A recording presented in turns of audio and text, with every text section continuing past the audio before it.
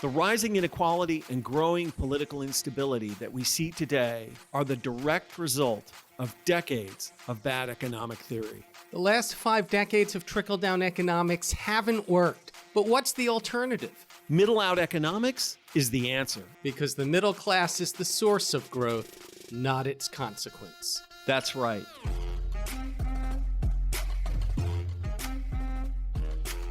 This is Pitchfork Economics with Nick Hanauer, a podcast about how to build the economy from the middle out. Welcome to the show.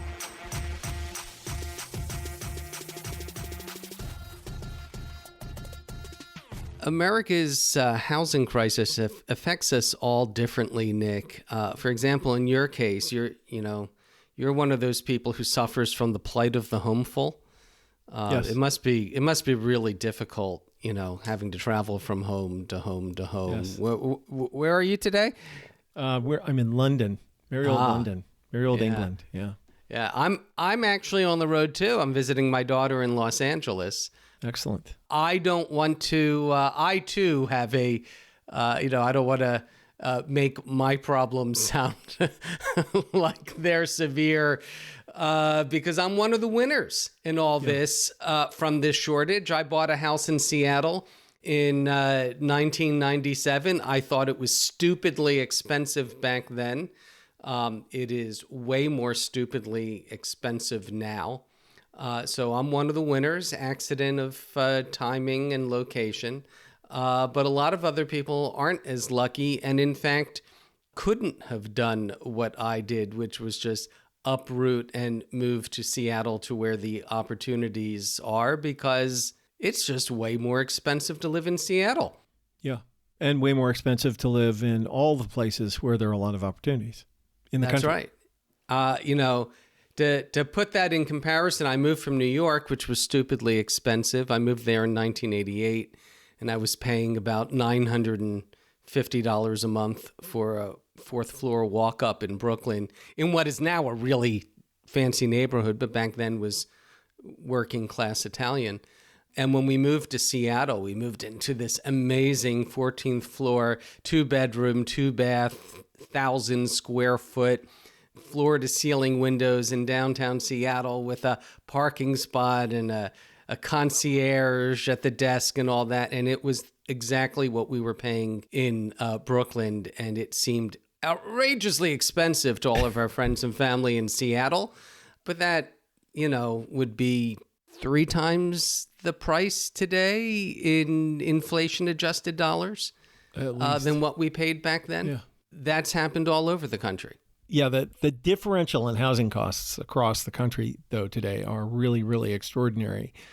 And I mean, you can buy a house in some neighborhoods for $150 a square foot, and in another neighborhood, it's $2,000 a square foot. Mm-hmm. It's just astounding. And our guest today, who's an amazing journalist and historian named Yoni Appelbaum, has just written a book called Stuck: How America Ceased to Be the Land of Opportunity, which traces the history of mobility in America. And the basic thesis of the book is that we don't so much have a housing crisis, but a mobility crisis. Well, it's a housing crisis, but it's been but it's artificially created.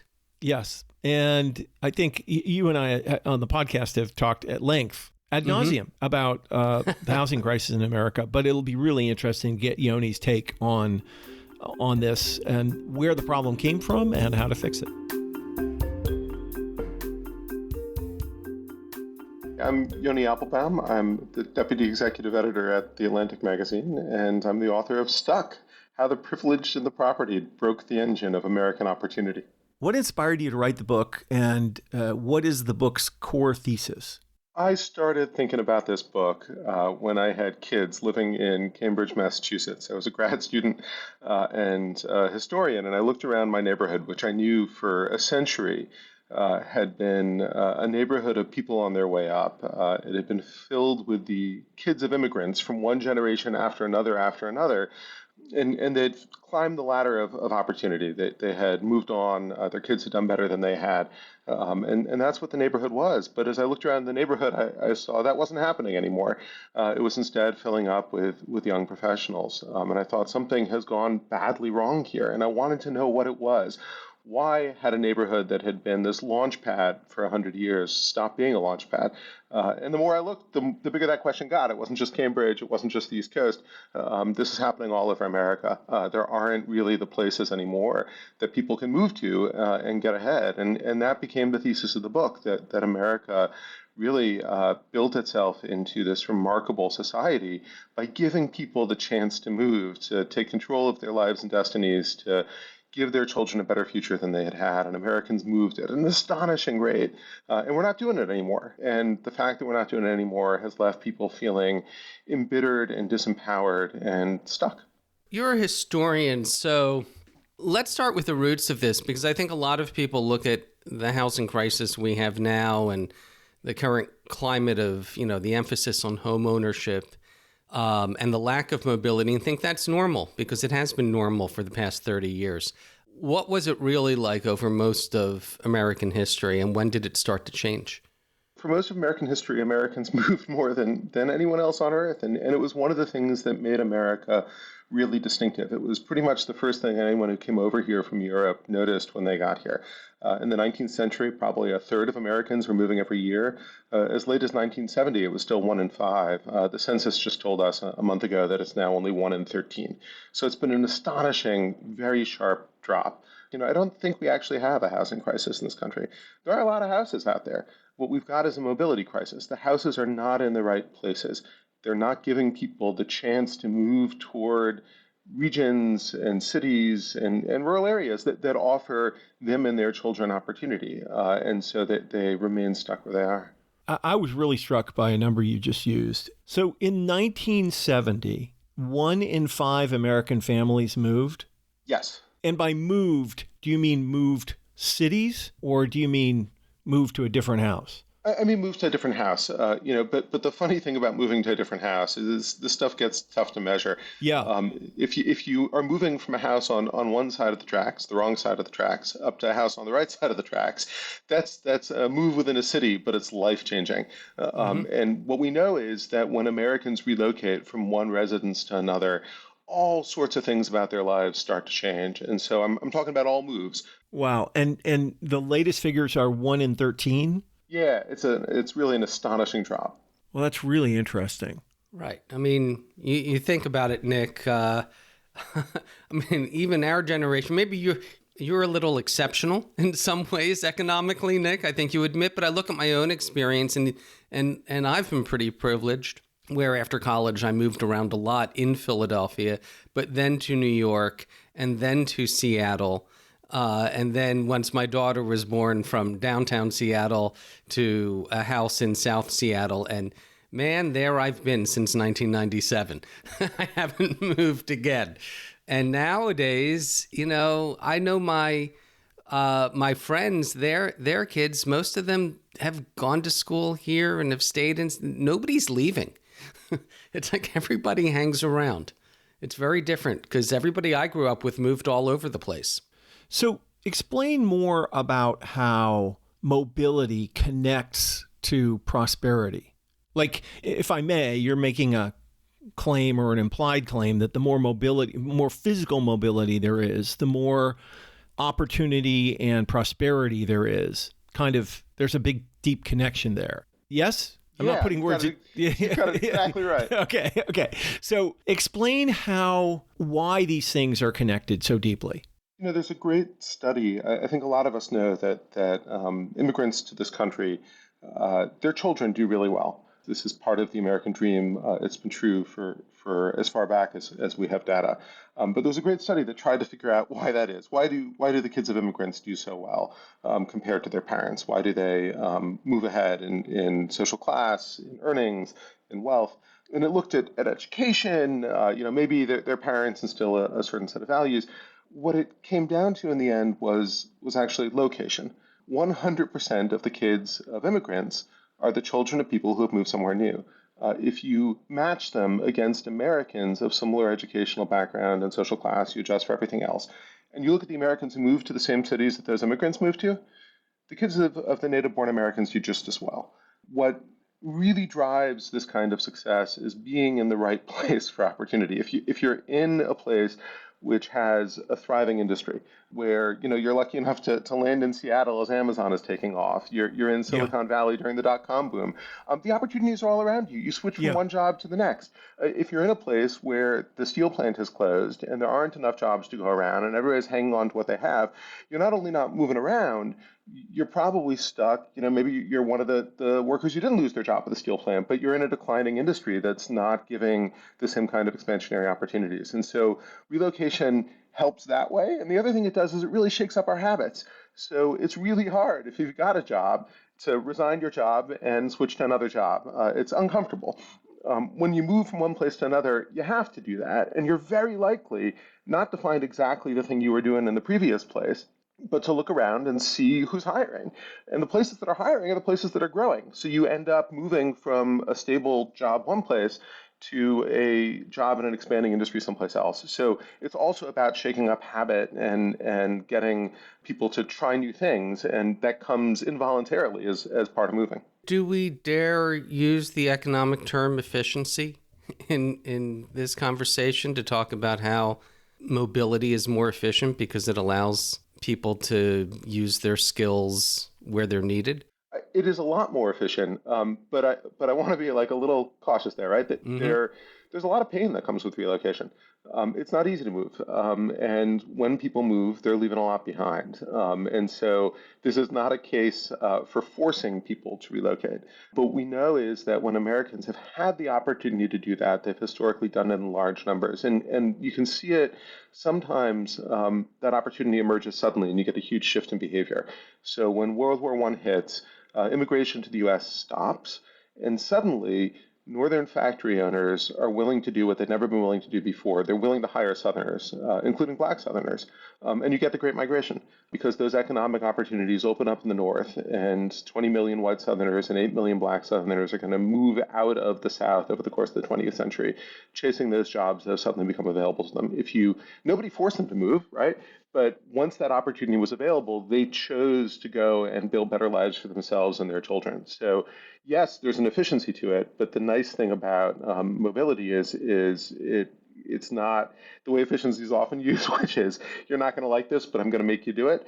But it's actually about restoring agency to individuals. Yeah, it's funny. You raise a point, by the way, which a lot of people I think are unfamiliar with, that Great Migration wasn't just African Americans fleeing Jim Crow in the South. It was Southerners fleeing poverty to these opportunities in the North, and there were many more white Southerners that moved north than Black Southerners. Yeah, and it reshapes the whole country in the process. But what they're chasing is the chance to do better. They had not been able to get those jobs prior to World War I. They stopped moving largely in the 1930s during the Great Depression when the jobs go away. It's not that conditions in the South got any better. It wasn't pleasant to be a Black person in the South in 1890, and it wasn't pleasant to be a Black person in the South in 1930. But people move when there's a good chance of building something better, and they're pretty savvy about it. So what went wrong? So here's where we get to the interesting part of the argument, which is that for most of American history, the richest places and the poorest places in this country were on a convergent path. And that was because if you were a janitor working in the rural South and you relocated to a place with a thriving economy, even if you didn't switch jobs, even if you got the same job in that city, you'd earn a lot more. Your cost of living would go up a little and your earnings would go up a lot. And that was a good bet. And so Americans continually relocated. That's why you get these extraordinary rates, a third, a fifth of Americans moving every year. What happens is that we impose a set of regulatory changes on the built environment, which is a fancy way of saying we make a lot of rules that make it really hard to build. We give individuals the power to veto new development in their neighborhoods. And as we do that, housing in the places where people want to live, where they want to move to, gets more and more and more expensive until it cancels out the gains. If you're a janitor living in Alabama today and you move to San Francisco, you'll lose. You'll earn more in San Francisco, but your cost of living, specifically your cost of housing, will more than cancel out those gains. You'll have less in your bank account at the end of the year than you would have if you stayed home. And so people stay. The only people in America who can really still afford to move are the really prosperous, where that's not true. They can still get ahead or break even by moving to really prosperous places. But it's only the winners who are moving now, and that is destroying this path of upward mobility for the great majority of Americans. Yoni, is there data around mobility by income decile or something like that? Yeah, there is. And what we see is it's now linked to income and education. And so we're seeing sort of really big gaps open up.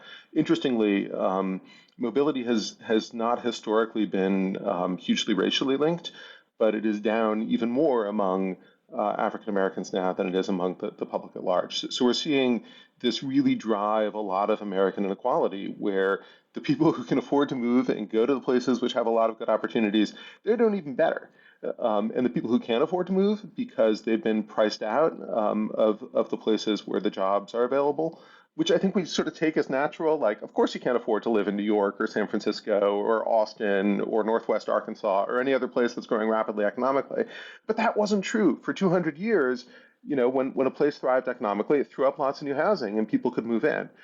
So it's a really sharp divide. Starts around 1970 with a set of regulatory changes where we make it really, really hard to move. And you do see that it's the affluent who are moving now and not the great majority of Americans. When were the worst decisions made, and who made them? Well, white people. Well, yeah, That's who made them. This is the awkward part of the argument for me, which is that it was 3 generations of progressives, each responding to a problem they saw in their world. And the layering of those 3 sets of changes really changes what it means to be American. So the first generation are looking around at a world with tons of immigrants and a lot of social disorder, and they want rules. They want when was this? When was this? Yeah, so you get the first zoning in America happens in 1885 in Modesto, California, and it is intended to push the Chinese out of Modesto. They invent this thing that's never been done before in America. They say, some things that you can do on your land are perfectly fine in this part of town and not in the other parts of town. And if you look at the map of where they're saying this, the only place you can still operate a laundry in Modesto under this ordinance is Chinatown. It's a way of pushing the Chinese back into Chinatown because they're upset that they've been moving in and integrating neighborhoods. They're very explicit about it. They know what they're doing. They leave it out of the law, but they talk about it in the hearings. And you get zoning. And zoning then gets used by the original progressives in the progressive era in order to keep immigrants in their place. It gets adopted citywide in New York to push Jewish garment workers back into the Lower East Side. It gets adopted in Baltimore to keep Black migrants to Baltimore out of the white neighborhoods. So you can see it getting adopted by progressive era reformers who are trying to bring order to the chaos of cities, but their preferred way of doing this, because constitutionally you can't pass a law which says the Chinese can't live here, but you can pass a law which says I'm regulating land use. So this is the first era of this is the invention of zoning and the imposition. But zoning doesn't stop Americans from moving. It just means that moving doesn't pay off quite as well as it did before. The second wave you get is the New Deal. And FDR has got a big problem to solve in the New Deal. His problem isn't the chaos of cities. His problem is that everyone's defaulting on their mortgages. And so he wants to find ways to stabilize the market. And that puts the federal government in the business of homeownership for the first time. We're a nation of renters at that point. Most Americans rent their houses, and they do it deliberately because renting lets you move more often. It lets you chase opportunity. But if you're going to refinance these mortgages, you can't risk default. Yeah, can I stop you there? So today, about 2/3 of Americans own their own homes. Yeah. In the 30s, that was not true. Yeah, it's like 53%, I think, are renters. A majority of Americans are renting. That's true in agricultural regions as well as urban ones, right? And in some cities, it's 80, 90%. Homes? Who owned the homes? It's a really interesting mix. In immigrant neighborhoods, it was often immigrant landlords. So people who had arrived 10, 15 years before. One of the things you could do as an immigrant, you often face tremendous discrimination, but you could get into the real estate business. If you could scrap together the capital from your friends, you could put up, a 4-unit, a 10-unit building and rent it out to newer immigrants. And this is where a lot of the housing stock in these cities was coming from immigrants with sort of 1 foot up on that ladder, pulling other people up behind them. Okay. And the rents stay relatively affordable in these neighborhoods. And it was driving the established elite Americans kind of nuts. This is what they hated. They hated the advent of apartments. They hated that immigrants were taking over as landlords in the city. They hated watching this strange culture enter their cities, and they were trying to push it back. They were very explicit about trying to ban apartments and keep the immigrants confined where they were. So you get to the New Deal, right? And we're like changing into a nation of homeowners. And today you can't find a politician who doesn't think we should be a nation of homeowners. But it comes with certain costs. And one of the costs is that the federal government's going to be on the hook if anyone defaults on their mortgage. And it wants to get its money back. FDR has told them to solve this, but not to generate a loss, right? There's no subsidy here. The way they do this is stretching mortgages over 20 and then over 30 years instead of like 3 to 5 years, which was the norm. Going with small down payments instead of large payments. They make the math work so that your monthly mortgage payment works out to about the same price as a rental. It's a magic trick. It's really cool. But what you don't want to do is see that home lose value over the course of 30 years. It's really hard to know what's going to happen in a neighborhood 30 years' time. And so the federal government says we're only going to give these loans where you impose zoning and you impose racial covenants. Without those two things, we won't loan to you. And so this is the second step. Is with racial covenants? Yeah, it's an explicit requirement from the Federal Housing Administration. They say you can't change the racial character of the neighborhood. Covenants need to guard against that. Right. Wow. We know this, Nick. We had that conversation with Dorothy Brown. Yeah. I forgot that it was the federal government. Yeah, that when a neighborhood turns, when you get a certain percentage of African Americans in it, property values start going down. Yeah. Yeah, and they're worried about the losses. Yeah, that's exactly right. And they're redlining it, right? Like they draw these maps and they say, these neighborhoods we won't loan to. And so what you get is, unfortunately, the New Deal sort of takes these rules nationwide. And even that doesn't stop Americans from moving, right? Like if your image of the 1950s and 60s, like it's on the road, right? Like everyone is going places. It doesn't totally shut it down yet, although it is widening the gaps. And it really breaks in the 1970s. And what happens is that a lot of liberal reformers are looking at the fruits of the New Deal. And New Deal does a lot of good, but they're worried that big business is capturing the government. And they're right to be worried, right? So Rachel Carson is writing Silent Spring. The environmental regulators are asleep at the switch. Ralph Nader is writing Unsafe at Any Speed, that the automotive highway regulators are not doing their jobs. And they want the public to be able to check private interests. They want the public to come in and challenge government rules so that if the government is not enforcing the public interest, I should have the right to file a lawsuit and say, hey, you're a regulator, do your job. Don't let these people get away with it. But what you're doing is you're distributing a veto to every individual who can file a lawsuit. Anyone with enough time, money, and resources can now challenge a government decision. And this is a set of legal changes in the 1970s. And what that does is it takes the first two things, which have made every possible building in America subject to government approval, and then you let anyone who's rich enough block the government approval. And when you put those two things together, you get something really powerful. For the first time in American history, it becomes almost impossible to build. Right. Certainly in some places. Yeah, you can still build in red states where there tends to be a little bit more emphasis on the rights of private property. They're not doing this because they're chasing diversity or aspirational mobility, but that wards this off to some extent. The data here is a little uncomfortable. Every 10 points more California city votes for Democrats, the number of housing permits it drops by 20%. Wow, that's incredible. And Democrats are killing themselves this way because the population in America is shifting to the red states where the housing's cheap. And until they can't afford insurance.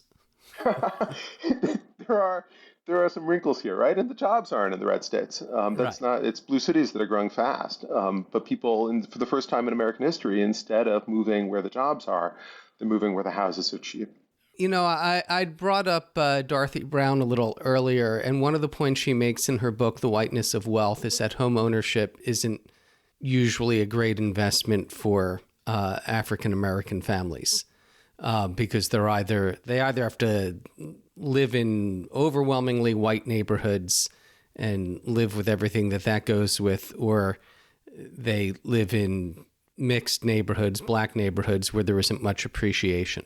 I'm wondering whether home ownership isn't such a great deal for everybody, or for a lot more people than we think, how much this emphasis on homeownership in the United States, just homeownership itself, is part of the problem, because it inevitably creates more friction and makes it's stickier. It makes you stuck. It's harder to move when you own a home. It's much more expensive. When the Commerce Department in the 1920s, under Herbert Hoover, starts promoting single-family homeownership as a government policy goal, they write caveats into the pamphlets they're distributing that say, hey, this isn't actually for everyone. For a lot of you, this is going to cost you more than it's worth. And that is a caveat that sort of drops out over the subsequent decades. But there is no question that homeownership is a great bargain for some Americans, particularly Americans who start off with a lot more. And the math has worked really differently for Americans toward the bottom of the pecking order. And too often in our history, people have bought into neighborhoods which slide down and destroy their equity, or they've bought a home and gotten locked into where they are. This was something I saw really dramatically reporting this book from Flint, Michigan. Walking the streets of Flint and talking to the people I met and meeting with community leaders and real estate developers, over and over again, I heard from people who were kind of locked in place in Flint, right? Even if they sold their house, they couldn't pull enough equity out to buy anyplace else. Yeah, right. And they owned the home, and when they looked at other places, they couldn't imagine getting enough to buy someplace where there were more economic opportunities. And so they stayed. Moving to Flint in 1920 was a terrific bet. Moving to Flint in 2020 is not a terrific bet. And so, the same place can offer opportunity to one generation and not to another. But to the extent that you're tied to your home, you can feel kind of trapped. And also, when you think of the following generations in the U.S., where the quality of the local schools, they're mostly funded by local property taxes. As property values go down, the schools go down. So your kids are trapped as well. Schools go down. I mean, this is something we know about parenting, which is we obsess a lot over lots of things like breastfeeding, sleep training, do you read to your kid? The single most important parenting choice that anyone can make is the neighborhood in which they'll raise their child. The research bears this out. It has a much larger impact on their life chances because of the schools, because of the peer group, because of the social connections they'll get, to the extent that you can only get into those good neighborhoods by buying a home, by having the down payment, by qualifying for credit. You're screening out huge parts of the population from the get-go. Right. There's that great Raj Chetty study about low-income families that move into high-opportunity neighborhoods and the impact on their children. The younger the kids are when they move into these higher opportunity neighborhoods, the better their life outcomes are just across the board. So, Yoni, what should we do? What should we do? We should get moving. So fix it. Yeah. This is actually a pretty easy one. Like, there's lots of problems in America which require tremendous sacrifice in order to fix. This is one that really doesn't require that. What we need to do is to roll back some of the rules that we've changed over the last 100 years so that people no longer have the right to block other people from trying to climb the ladder of opportunity behind them. And so all you got to do is let people build again. And if you make it easier to build, people will naturally build. They'll build because people want to buy and rent the housing that they're erecting. People will move to it because they want better lives for themselves and their children. And you can restore a nation where mobility, literal, physical, geographic mobility, is the key to social and economic mobility. If you were in charge, get rid of all zoning. Well, zoning, is sort of a big category, and I don't think we're going to entirely eliminate it. You can really simplify the rules, right? You can do three things. You can simplify the rules so that the rules are not a patchwork quilt of New York. By the time you get all its overlays, has more than 200 zoning designations. It's insane. If you have relatively simple rules that apply across cities, across states, with a few broad categories, you can actually still allow local communities to shape their fabric without seriously constricting opportunity. The second thing you can do is you can tune a lot of your programs so that instead of encouraging home ownership, you encourage mobility. So that instead of trying, most of our housing support programs are actually about, if you're lucky enough to qualify for a Section 8 voucher or a rent controlled apartment somewhere or even public housing, you're never giving that up, right? Like you got in off the wait list, you're never going to move. Yeah. A lot of our programs are really tuned as if we have an affordable housing crisis as opposed to having a mobility crisis. That's the second thing we can do. We can emphasize mobility over trying to just address affordability. And then the third thing we can do, and this is really important, is abundance. We can build not just a little housing, but a lot of it. And if you really build a lot of housing, we know this because we did it for 200 years and it worked, then you can restore a lot of opportunity in the process. Do you think the private market is capable of addressing this on its own? If you just, lifted all this restrictions, we would not suddenly, because it takes time to build, we would eventually have a huge supply of affordable housing and a lot more mobility? Or is there a larger role for government in this? It would be a wonderful world if the private market could solve all of our problems, but that is seldom the case. So no, there's obviously a large role for government in this. The problem is we're making it really hard for government to do its job. So we have housing vouchers that we give people to be able to rent things on the private market. Big government program costs a lot of money.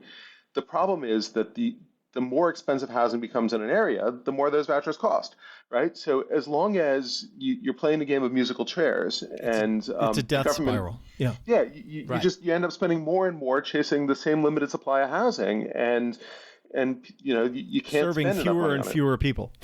Right, exactly. If you make the housing abundant, the government programs get cheaper and cheaper, and plugging that gap left by the private market gets more and more possible. Yeah. Right. A lot of people don't understand the way vouchers work. They're administered through local housing authorities, and they're given a sum of money, not a number of vouchers. And so the cost of housing goes up within that housing authority's district, then there's just fewer people who can get those vouchers. Yeah, that's exactly the problem.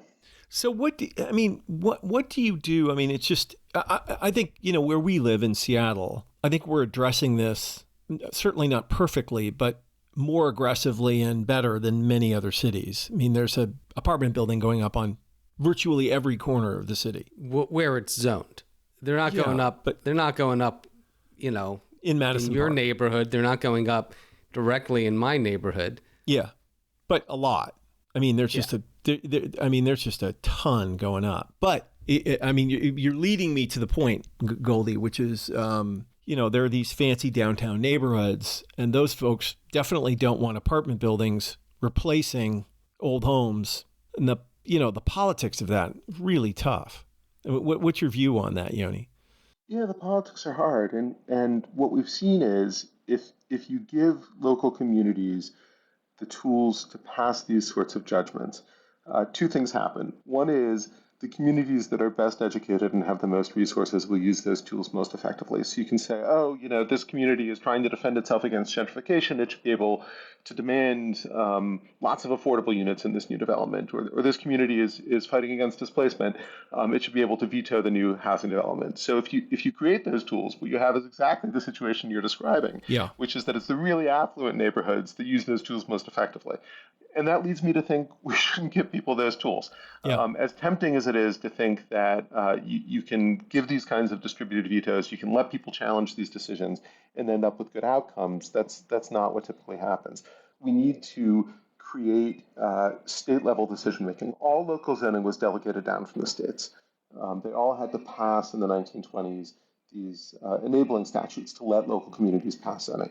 Local affluent towns are not on their own going to say, please come to my community, build an apartment building so that immigrants, so that people from other parts of the country can move to my rich community and use our schools. That's not going to happen. What you can do is have a state government take a look at the problem on a regional basis and say, God, we're choking off our growth here. We're losing the service sector workers. The firefighters and the police officers can no longer afford to live within commuting distance of the communities they're serving. We need to create state-level change and restrict the ability of local communities to exclude people they don't like from their backyards. And so part of it is about getting rid of the legal challenges and the other tools that people are using to stop these housing developments. And part of it is going to take state level reform because local communities are incentivized not to do it. Well, I think we have most definitely covered the benevolent dictator question, Goldy. Yes. So you want to get to the final one? Yeah. Why do you do this work, Yoni? I do this work because I've been really lucky. I have a great life. I've moved repeatedly in my life. I've got 2 kids. I want them to grow up in a country where they and their peers have the same kinds of opportunity that I've had.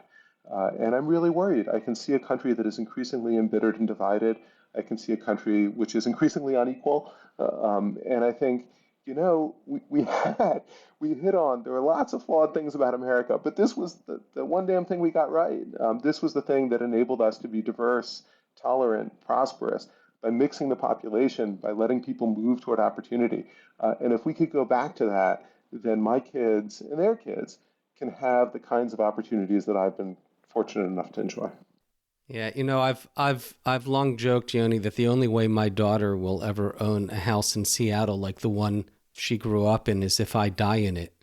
But it's not a joke, right? Like a lot of us feel that way. It's not a joke, and this gets to another point is that is the entirety of my estate planning. Because of the way our tax laws are, it just makes more sense for her to inherit this house than me pay capital gains on selling it. Wow. Because it's all capital gains. I bought it in 97 when she was 6 months old. That is such a terrific illustration of the problem. I wish I'd had it for the book. Yeah, it really, it's a bizarre bit of, just the tax system is set up to say, don't ever sell the house. Well, Yoni, thank you so much for being with us. It was a terrific conversation, and you cannot but be at least mostly right. I would take mostly right. Yeah. This was tremendous fun. Thank you both.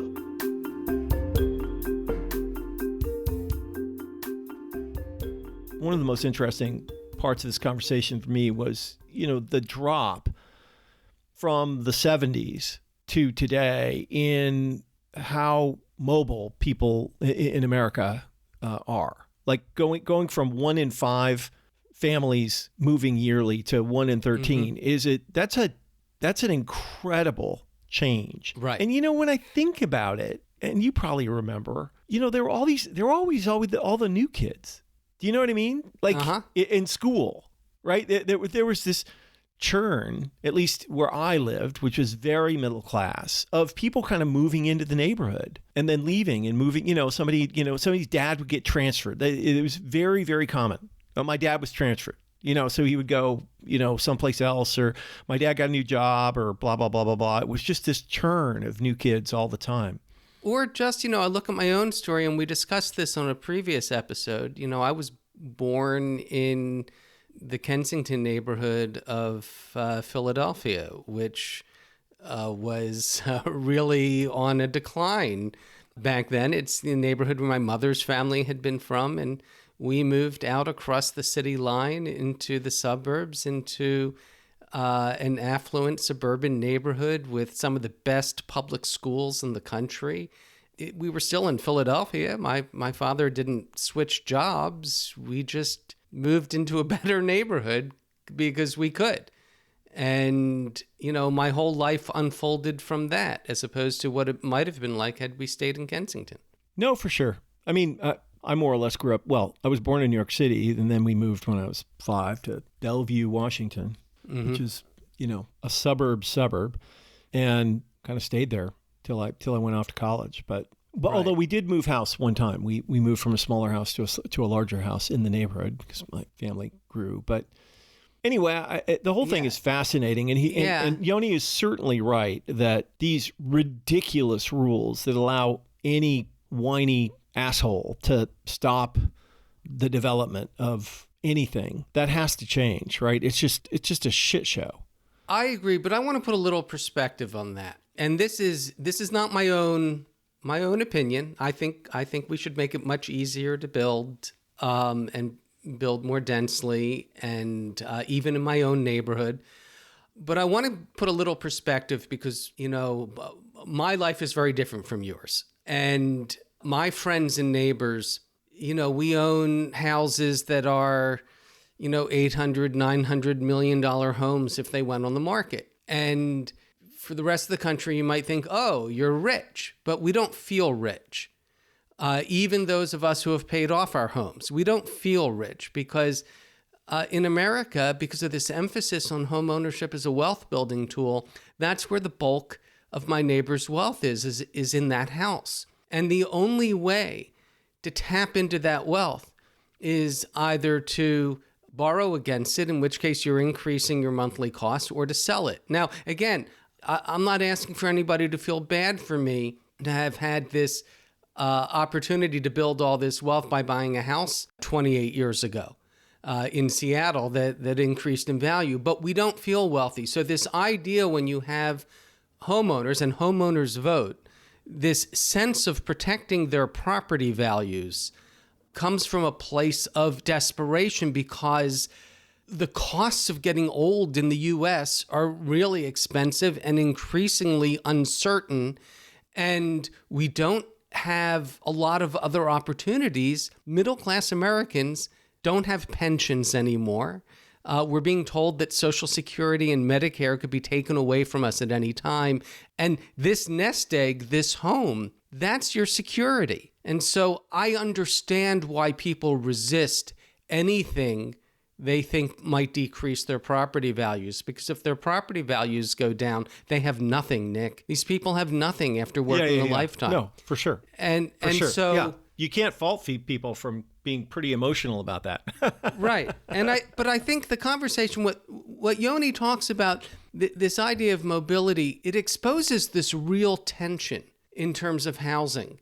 And that is, mobility is opportunity. We talk about this opportunity, the American dream, to own your own home. Everybody deserves the opportunity to own their own home. But we also want this opportunity to move to where the opportunities are. Yeah. And those two things are obviously in conflict. They're in tension with each other. Yeah. We know that to have a home is to lay down roots in a community, to build this life amongst family and neighbors, and everybody wants that, to be part of their community. That's, Jane Jacobs talked about that in her books, about how important that is to maintaining a neighborhood. You want for the young and the old to be able to age in place. It's just so important. On the other hand, you want to be able to move to where the opportunities are. And so it's that tension between laying down roots and having mobility. We want to have both of those. And whatever you think the solution is, I personally think that home ownership, the emphasis on home ownership, is a big part of the problem. We need to have more opportunities for affordable, stable renting. Yeah. But whatever you think the solution is, it'd be nice to try to build a housing market where we can have both, where you can, if you want to choose to lay down roots, you can have stable housing in the places where you want to live. If you want to choose to move to where the opportunities are, you should be able to find affordable and stable housing there. Yep. I don't think that's too much to ask for. It may be too much to ask for, but I appreciate the sentiment. In any case, if you want to learn more about this, we will provide links in the show notes. And of course, you can buy Yoni's book at your favorite online monopolist or your favorite local bookstore. It is Stuck: How the Privileged and the Propertied Broke the Engine of American Opportunity.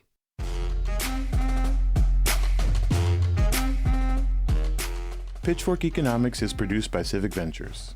If you like the show, make sure to follow, rate, and review us wherever you get your podcasts. Find us on other platforms like Twitter, Facebook, Instagram, and Threads at Pitchfork Economics. Nick's on Twitter and Facebook as well, at Nick Hanauer. For more content from us, you can subscribe to our weekly newsletter, The Pitch, over on Substack. And for links to everything we just mentioned, plus transcripts and more, visit our website, pitchforkeconomics.com. As always, from our team at Civic Ventures, thanks for listening. See you next week.